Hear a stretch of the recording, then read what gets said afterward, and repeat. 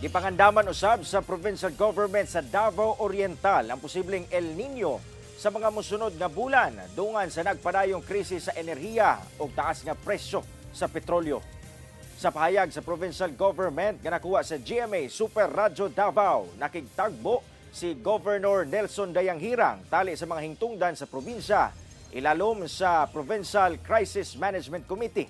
Diin gimando sa opisyal ang pagbugna daan og mga pamaagi aron maminusan ang epekto sa El Niño nga posibleng masinati sugod Hunyo hangtod Disyembre karong tuiga.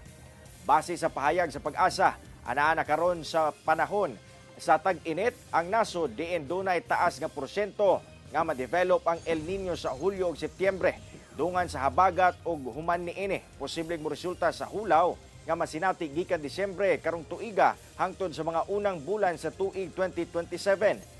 Nasubay sab ang pagpangandam sa padayong nasinating krisis sa enerhiya o taas nga presyo sa petrolyo. Diin gimando sab sa gobernador ngadto sa mga Local Price Coordinating Council ang istriktong pagbantay sa presyo sa mga nag-unang palaliton o silutan ang mga musupak sa balaod. Atol sab sa panagpulong, gisiguro sa Davao Oriental Electric Cooperative Incorporated nga dunay lig-ong supply sa kuryente ang probinsya o giklarong walay mahitabong energy lockdown.